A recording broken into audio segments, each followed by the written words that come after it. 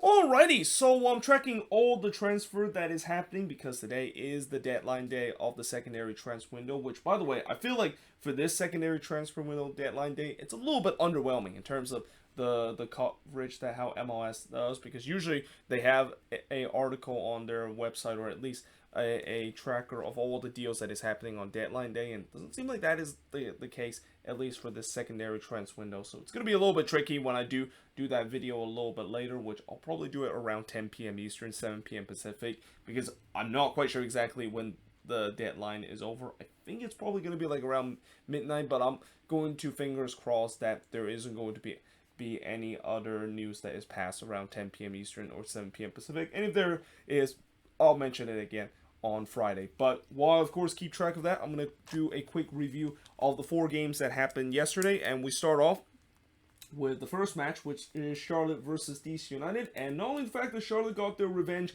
against DC when Charlotte played DC the first time, which was a historic game for them because that was their first ever game in their club history.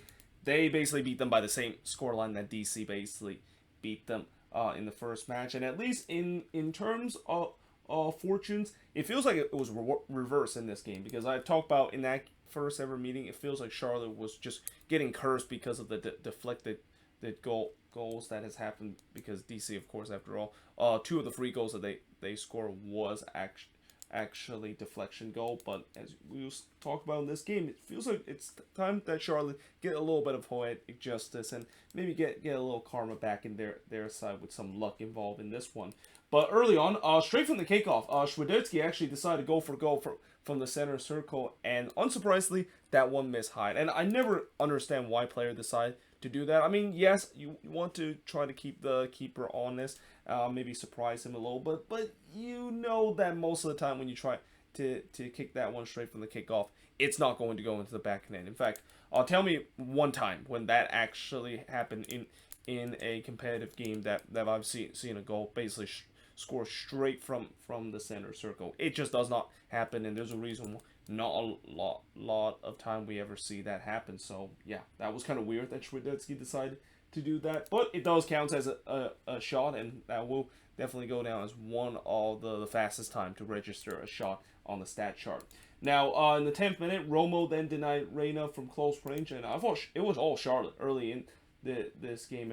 It would be the case for majority of this one, as they were on the front foot and looked for the opener, and they did get the opener in the 12th minute. And like I said, fortune seems to be favored for Charlotte this time around, because this originally was a save by Romo, but it bounced right back off to Birnbaum, who puts it into his own net. And honestly, after all the bad luck that Charlotte had against DC United, again, it feels a little bit poetic justice, the fact that they get the luck on their side this time. And yeah, that gives them a 1-0 lead. Could have been 2-0 if Romo didn't deny gains from close range. And as I said, it's all Charlotte early. They were pushing to try to get that second goal. Bronico tried to do so, but he hits it just wide from long range, and we had to halftime with Charlotte leading 1-0.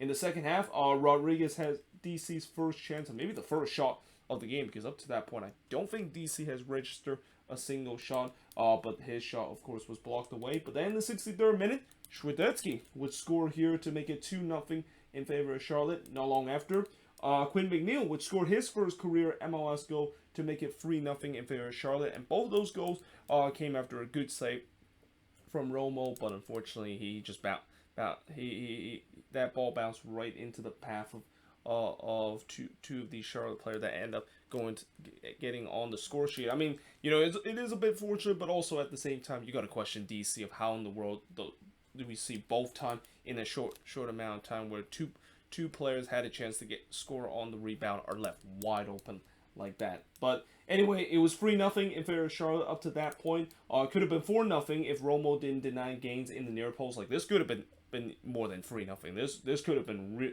really ugly in this one. Guideri then goes for goal, but as the story of DC United, it just came nowhere close to goal. Carrillo then puts it wide on the header, and then as the time winds down, I think Charlotte started to put their foot off the gas a little bit, knowing the fact that they pretty much have this game all locked up. All they need to do is just kind of put it onto cruise control and trying to sit back a little bit. Though that being said, that also did allow DC to finally get a foothold in the game, which, it's good that DC finally got themselves in this game, but the problem is it shouldn't be taking you to the 87th minute and down 3-0 to do so. Though Durkin did came the closest for DC to scoring as he struck the post, and on the follow-up, Rodriguez puts that one wide. And then Kalina, which he hasn't had a lot to do up to that point. In fact, he hasn't had anything to do up to that point. He did make his only save, denying Kamara from close range. And yeah, in the end, a comfortable victory for Charlotte in this one as they win 3-0 against DC United. And the shots in this one, 16 shots committed, 9 that DC had, 1 shots on goal committed, 8 that Charlotte has, 4 shots off target committed, 5 that Charlotte has, 4 shots that was blocked committed, 3 that Charlotte has, and possession-wise, Charlotte had more of the possession, 56% possession compared to 44% possession that DC has in this game. And for DC, this game felt like it was very similar to the one against Orlando City, but only the difference is their opposition was able to capitalize on some of the defensive mistake that made. And of course, this time there was no late game magic that they can do to salvage a point or get all 3 points. And this is also the reason why, when you look at the last game, I don't think DC fans should be that excited after the last game, consider, they were outplayed for majority of the game. And if it wasn't for some Wayne Rooney magic against Orlando City, like we've seen so many times before, yeah, it seems like nothing really has changed for this team. Though, again, I'll give Wayne Rooney a benefit of the doubt, the fact that he's still trying to reshape this team, and he have mentioned that he is going to try to make one more signing before the secondary transfer window is closed. But either way, it's always tough for a new head coach coming in the middle of the season and expect to ride the ship, and it feels like Wayne Rooney is basically finding that out with DC, because this team is nowhere near to be contending for the playoffs this season. But that being said, moving on in terms of the next match is Columbus versus Montreal. And speaking of that DC versus Orlando City game, this was very similar to that, where it looked like for a very long time Columbus was going to easily win this one and that they were dominating this game for most of the time. But how many times I've said, especially from last weekend, if you keep your opposition in the game and you don't kill this game off, it's going to come back to haunt you. And it definitely haunt Columbus in this game, as they end up actually losing 2-1 to Montreal and had their longest active unbeaten streak come to an end in this one. Now, early on, Etienne did puts it high from close range, but then in the 13th minute, Lucas Arian would score from Maria to give the Crew a 1-0 lead, and this actually was off of a deflection, so a little bit fortunate that Columbus was able to get the goal, but up to that point, I think they deserve it because they were on the front foot and they were the better team. And that also is the 9th goal that Montreal has allowed inside the first 15 minutes, which is by far the most in MLS. Like, this team has always had problem in terms of slow starts and have problem in terms of keeping the ball out of their net inside the first 15 minutes, which is kind of also remarkable, the fact that they're still in the top 4 right now in the Eastern Conference, because when you basically always find yourself go down 1-0 so early in the game, most of the time that is a recipe for disaster, because now you're chasing the game and you of course have to come back, which, to Montreal credit, they have done a good job, at least for majority part of this season, where they have shown that resiliency and come back in this game. Though Breza did rob Cucho on the front post before William almost scored an own goal there for the Crew, but Room was able to palm that one away. That was up to that point the best opportunity that Montreal has, and they didn't even generate that chance. Though they did generate a chance in the 26th minute, as Room did had to deny Broguillaz, and again, after a slow start, Montreal started to get into this game. Though the game, I thought, started to become a little bit choppy and not much rhythm and passing that was found in the remaining part of the first half, and this of course came right after when they had the hydration break. And that can happen sometimes when you have the hydration break, where, well, it's definitely good to have hydration break where players can use that time to basically talk to their head coach, and that each of these head coach almost have, like I've talked about many times, these hydration break are like your timeouts that you see in other sports.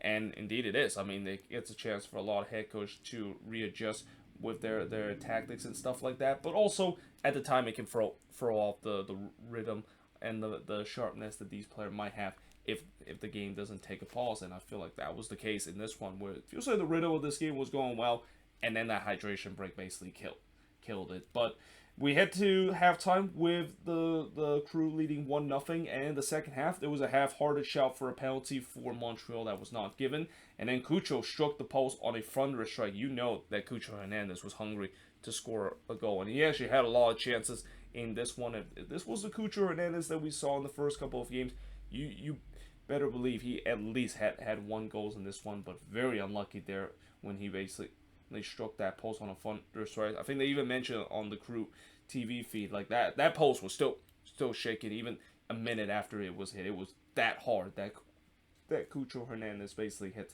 that one. But at the same time, I also thought that Montreal had most of the possession coming out of the half, but the Crew, they were doing a good job in terms of their defensive shape and not allowing a lot of space for Montreal to really open up them and really creating a lot of chances. Though in some way I might have just accidentally jinxed them, because in the 64th minute, Kyoto actually went through on goal, but that one hits right to Rome, and this came right after a brutal turnover from the Columbus Crew. And I mean, the Crew's got to watch out for those turnover, because how many times we've seen so far this season, especially these last couple of weeks, that turnovers can be punished by opposition, and that the Crew was very lucky they weren't punished because of a brutal turnover they commit in their own half.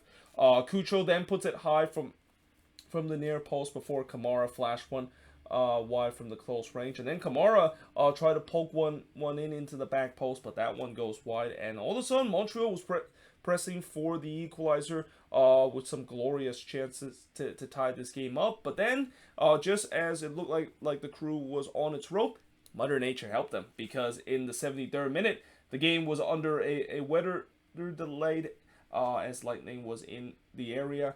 And, obviously we know what happened in the last game when the Crew, of course, played against Charlotte, of how they also had a lengthy weather delay, and that game ended up not actually finishing. So I was worried that this was going to be the case again. Thankfully, it wasn't, though it was a bit of a lengthy delay. The game didn't restart until 10:41, and the delay was like something about 80 plus minute. But at the same time, as I said, for the Crew, they needed that, because the Montreal was really starting to press for the equalizer, and knowing the fact that they realized that, they actually came out of the delay the stronger side. Breza denied Cucho from close range before Cucho fired one high in the 81st minute. But despite the fact that they came out of the delay as the stronger side, will these missed chances come back to haunt them? Because again, Columbus had a lot of good chances up to that point, and how many times I've said, as I mentioned before, teams will get punished if you don't kill the game off.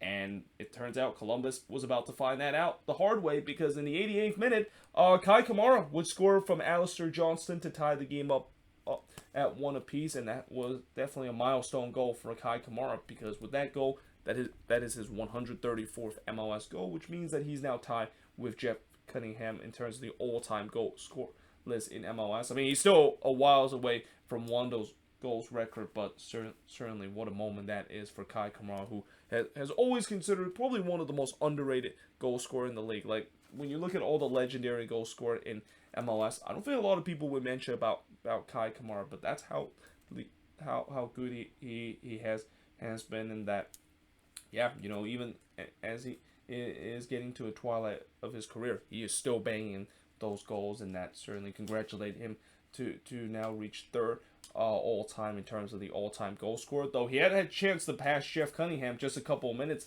ago if it wasn't for Room robbing Kamara from close range. But then in the 4th minute of stoppage time, Montreal gets the winner. It's Joel Waterman scoring from Lapinainen to give Montreal a 2-1 lead. And I think, was that Jonathan Mensah that was trying to hit that one out when the cross comes in? He mistimed that one. It leads to the feet of Joel Waterman, who easily slots that one home to give Montreal a 2-1 lead. And yeah, in the end, that was the final score of this game, as the shots in this one, 10 shots committed, 9 that Columbus had, 4 shots on goal compared to 3 that the Crew has. Both team had 4 shots off target, both team had 2 shots that was blocked, and possession-wise, 56% possession compared to 44% possession that Columbus has in this game. And again, overall, this is what happened when you don't put away your chances and don't kill the game off. You let an opponent back into the game, and you are basically going to be punished. And yeah, Columbus basically found out the hard way, and that you can also say that this is not the first time that they have missed big opportunity to get all 3 points at home. And I think this one hurts even more than when they had some big opportunity to get all 3 points in those 0-0 draw that they had a couple of weeks ago, and the pair of 0-0 draw that they had in terms of the home match, because this is a game that they looked like they were going to get all 3 points, and that they were by far the better team for the majority of it. But again, when you let your opponent back into this game, you are asking yourself to potentially get punished because of one mistake. And Columbus makes a mistake down the stretch, and they pay the price of getting nothing out of this one.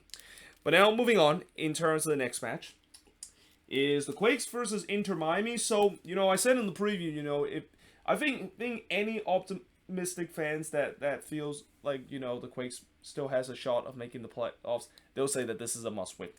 Yep, the Quakes did not get a win in this one. In fact, what I saw in this performance at PayPal Park pretty much sums up why this team is 13th in the Western Conference, and why I've said so many times every single Quakes game that I review, this team is not making the playoffs. Because did this team look like it was a playoff team with the way that they played? Like, don't let the stats fool you. The fact that this was just a horrendous performance for the Quakes on both ends of the field, and that you could also say that the scoreline kind of misleads the fact that Miami probably could have won this one by 3 or 4-0 if they were a little bit more clinical in front of goal.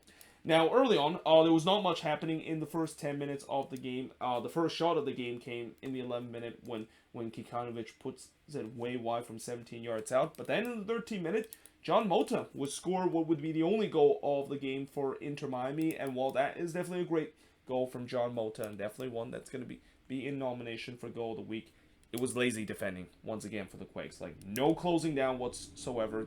We talked about this in the game against RSL, of them not seeing player down in the 18-yard box, and also leaving player wide open in that 18-yard box. That time, Mota was just wide open in the 18-yard box, and when you do that, the opposition has a chance to shoot and trying to score a banger, and that's exactly what John Mota did here. I mean, he puts that one on a poster stamp and gives Inter Miami a 1-0 lead. Now, it could have been 2-0 if Mark Sinkowski didn't deny Campana, who went through on goal. And again, looked like the turnover barrage is back for the Quakes. Just so many turnovers in the first 17 minutes of this game. Though Jackson Yu did try to curl one in, but that one goes high before Kikanovic puts it wide on the front post. And despite some good half chances for the Quakes, the final ball just doesn't seem to be there. I mean, most of the chances that they have, I mentioned, aren't really kind of golden opportunity, and that had really troubled Drake Counter in any of those chances. Most of them were just kind of half-hearted,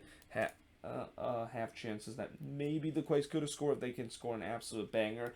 But Nathan did had another opportunity for the Quakes, but he had it wide in the near post, and we head to halftime with Inter Miami leading 1-0. Now, in the second half, an interesting thing happened when Mark Sinkowski was subbed off in this game, and Matt Berzano was subbed into this game to make his first ever MLS debut. I mean, Matt Berzano has been part of this Quakes team for a very long time, and it's kind of disappointing that out of all the time that he's been kind of sitting on the bench and kind of rotting on the bench, that it's hard to believe this is finally his first ever game as an MLS player. But he did have to sub on for Mark Sinkowski, and the only thing I can think that maybe is the reason why that is the case is maybe Mark Sinkowski might have suffered a concussion, because I know early in this game when there was a ball that was coming into the box, he actually collided with one of the Inter Miami player, and we know those head-to-head collision and those clash of heads are always the most dangerous one, especially from the corner. And I think maybe they realized that it might have been more serious than they originally thought. But that being said, if that's the case, then why in the world was he not subbed off in the early part of this game until it is happening in the second half? But either way, at least they acknowledge that maybe Mark Sinkowski might have a concussion, and yeah, they wisely subbed him off, and Berzano was coming in. And by the way, because of that, I'm not sure does that actually count as a substitution in the window, because MLS does have that rule of the fact that if it's a concussion substitution or a player that goes down and he has to be subbed off for concussion, it doesn't count as one of the sub window and one of the substitute. But because this happened so late, I don't think that rule kind of extend to that point. But anyway, Berzano was tested early in the second minute of the second half. He had to deny Higuain from the near post before Lassiter had a Holland and Ibobasi moment as he had an empty net to shoot, but is clear off the line there. Like, that's the second game in a row we've seen the Quakes had a nearly concede a goal inside the first five minutes because their opposition have an empty net, and somehow it was cleared off the line. And I also said that the Quakes were getting lucky to not be 2-0 down because there were more boneheaded turnover that they were committed in their own half. Though that being said, Ibobasi did skies one over the bar before calendar denied Montreal, who put a one-hopper that calendar had to make a save. Nathan then heads it wide as the Quakes were starting to create some half chances, and they definitely looked much better in the second half in terms of pushing that opening goal. Well, actually not opening goal, but the equalizer that is. Bobasi then hits one straight to calendar before Kikanovic puts it high on the doorstep of goal. Bobasi then hits one into the side netting, but then in the 83rd minute, it looked like Lassiter wrapped it up for Miami as he puts it into the back of the net, but only for the goal to be disallowed because the offside flag was up. Ibobasi then hit high as the offside flag come up on him too, so even if he puts that one in, it wouldn't have counted. But really, as the time winds down, the Quakes were continuing to search for the equalizer, and Miami was really starting to just bunker and trying to absorb as much pressure as possible, which, again, if you're a road team, is something that, it can be risky to do. And especially from what I saw in these past week, I had a feeling that maybe the Quakes were going to get it, and maybe if the narrative is right, Miami just simply bunker for the last 45 minutes of this game, or at least, the last 45 minutes of this game, it's probably not going to work. But unfortunately, as soon as I wrote the fact that the Quakes were pushing to get the equalizer and Miami was looking to bunker in, instead the last 5 minutes, that's when it changed. I think that's when Phil Neville realized that, let's not just bunker for the entire last 45 minutes. Let's actually try to score that second goal so we can kill this game off. And they had an opportunity to do so in the 87th minute when Pozuelo blasted high from close range, and then Emerson Rodriguez had an opportunity in the 4th minute of stoppage time, and he hits that one in the side netting. By the way, Emerson Rodriguez had a ton of chances in this game, especially coming off the bench, and I think there's a reason why he's not getting a lot of minutes with Inter Miami, because his finishing was some of the worst I've seen a player has had. I mean, I would say that he almost belong in the same club in terms of Kevin Cabral finishing, where we know that he has the skill to get himself in good position, but in terms of that finishing ability, that left a lot to be desired. But in the end, Inter Miami was able to walk away with a 1-0 victory, and the shots in this one, 22 shots compared to 11 that Miami has, 6 shots on goal compared to 5 that the Quakes had, 2 shots that was all target compared to 9 that the Quakes had, 8 shots that was blocked for the 3 that Miami has, and possession-wise, 62% possession compared to 38% possession that Miami has in this game. And with this win, I think Inter Miami is getting pretty close being above the red line, because I know, Charlotte did win their game, so I think they're also getting themselves back above the red line. But I'm not sure it's the same case for Inter Miami. But one thing we know is that they're, with this win, that they desperately needed on the road, because this is the first road win that they had since they beat the Sounders back in May.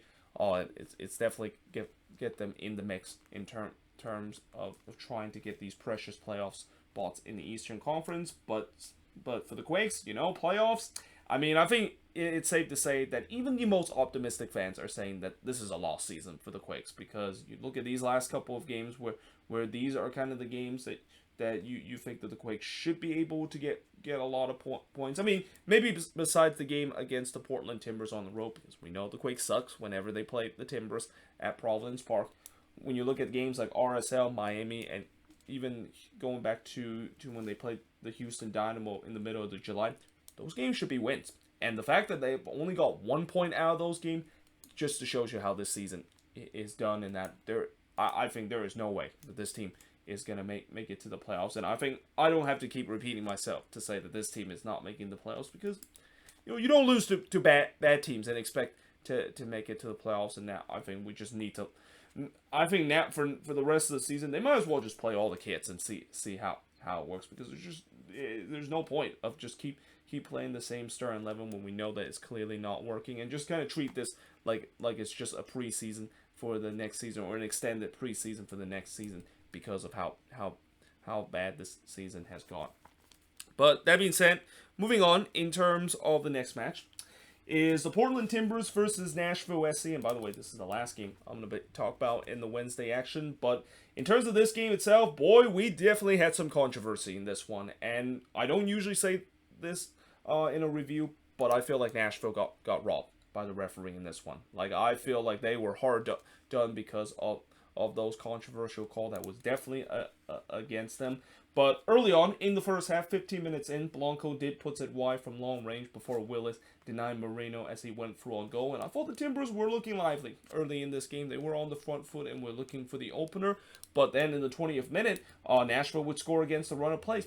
And guess who? It's Teal Bunbury scoring for the third straight games for Nashville from Sean Davis to give Nashville a 1-0 lead. And, you know, Teal Bunbury for a long time, he was almost a forgotten player with Nashville. Like, I think when he first scored a couple of games ago, I think everybody was kind of shocked the fact that, wait, he's still playing MLS? I thought he retired a long time ago. But nope, Teal Bunbury does still exist in MLS and still exists with Nashville SC. And all of a sudden, he started to kind of turn back the clock a little bit, started to be as good as he was when he was with the Revs all this time. But yeah, that gave Nashville a 1-0 lead. But unfortunately, that lead would be short-lived, because 7 minutes later, Santiago Moreno would score to tie the game up at 1 apiece. Though this is where the first controversial call, I mean, there was actually 3 controversial call, and one of them I actually wasn't able to see it, because again, this game was happening at the same time as this one, so I actually didn't watch this game. I only watched the highlights of this one. And the one that I think I won't talk about in this was that I think there was a controversial call where it looks like Mule was brought down in the box, but the referee wasn't given, and that a lot of Nashville fans, of course, said that should have been a penalty. And judging how everything seems like it was against Nashville in terms of the refereeing decision, I would have believed that the fact that probably should have been a penalty too. But this was definitely the first of 3 controversial calls that gone against Nashville, as I feel like there should have been an offside on Tuiluma in this one. And while Tuiluma didn't actually touch this ball, when you look at how Moreno hits this one, and Tuiluma was in the vicinity of the ball, and even Joe Willis mentioned it too. Like, after he could see the goal, he even asked the linesman the fact that, hey, Tuiluma is right there. He's in an offside position. He's kind of obstructing my view and kind of indirect play of that shot. And in some way, he has every right to be, because I feel like that is the case. And we've seen it this season so many times where, you know, you do not need to touch the ball when you're in the offside position. If a shot or a pass is in the vicinity and you have a direct involvement in the play, you're going to be called offside. And in this play, I feel like it should have been called offside, because that shot came to Luma that was in the vicinity, and he definitely obstruct Willis because of that. So yeah, I feel like that goal probably shouldn't have counted, but it does ties the game up at 1 apiece for the Portland Timbers. And Moreno then tried to score again just a couple of minutes later, but he blasted that one high. But then in the 41st minute, Ivasic had to deny Mukhtar from close range before he rawed Bunbury, who, you know, for Teal Bunbury, as much as he did get a goal in this one, he should have got a second here. Like, he was wide open in the back post. He was just ready to tease this one up past Ivasic. But yeah, Ivasic was a big save here to keep this one tied at 1 apiece as we head into the second half. Now, in the second half, Mule did puts it high from close range before Tuiluma puts it high on a 24-yard free kick. Ivasic then make another big save, this time robbing Mule from point blank. I mean, it's safe to say that Ivasic had another good game in this one. Then there was well, actually, talking about that play, that also is another controversial play, because after when Ivasic robbed Mule there and that there was a scramble for the ball, looked like Bunbury was brought down in the box, and I think it was Mabiola, the one that might have bear hugged him and brought him down in the box, and that there was a lot of Nashville players were shouting for that, including Bunbury. He was immense that he was brought down in the box. And when you look on the replay, and I think they even mentioned this a couple of times in the Timbers feed, and I think Ross Smith mentioned it a couple of times, that probably shouldn't have be a foul in the box, and I think it is. I mean, when you look at it on the replay, and they showed a lot of replays of it, that looked like it should have been a penalty, because it looked like Bunbury could have got there, but he was of course pulled down. And whenever you decide to pull down a player that has a chance to get to the ball, it's a penalty. And yeah, I feel like that this is another call that of course gone against Nashville. And up to that point, I think that was the third time that they of course had a call that goes against them, and the second time that they should have had a penalty that was given for them that was not called by the referee. And then in the 84th minute, Sapon puts it wide from close range, and despite the fact that the ref seems to be against Nashville, they were immense to trying to push for this winner and trying to have some poetic justice in this one. Though Nathan and Van Rankin did have an opportunity. In fact, they actually collide each other as they were trying to head that one in, and because of that kind of take the accuracy off of that potential header, putting it in. But then in the second minute of stoppage time, Willis had to deny Nishkoda on the volley before Nathan actually went through on goal there, but he can only find the side netting, and in the end, it ends in a 1-1 draw in this one, as the shots in this one, 17 shots compared to 14 that Nashville has, 5 shots on goal compared to 3 that the Timbers had, 4 shots off target compared to 5 that Nashville has, 5 shots that was blocked compared to 4 that Nashville has, and possession-wise, 53% possession compared to 47% possession that Nashville has in this game. And despite the fact that Nashville did get a point out of this one, you know they will be very angry about how they were screwed out of all 3 points in this one, especially with some refereeing decision that goes against them. But you know, for the Portland Timbers, as much as I think you could even say that some Timbers fan can agree the fact that they kind of got lucky with some of those referee decision got in favor of them. You know, they'll probably maybe happy the fact that, you know, it was also a very short-handed Timbers side, because, you know, I mentioned in that Timbers versus Minnesota game, as entertaining as that game is, both teams paid a hefty price, because both team was going to be short-handed in the next game with so many players on yellow card accumulation, and that I think the Timbers will be happy the fact that they got a point out of this one despite being short-handed. And even though it doesn't give them a chance to go above the red line, if they are back in full strength, they should be able to do so. And now they of course gets the title of being the team that has the longest unbeaten run, after Columbus of course lost their longest unbeaten run against Montreal. But that being said, hope you guys enjoyed this video. If you do, make sure you guys leave a like, smash the subscribe button, let me know in the comments below what do you think of these 4 games that happened yesterday. But until then, hope you guys enjoyed this video, and I will see you guys next time.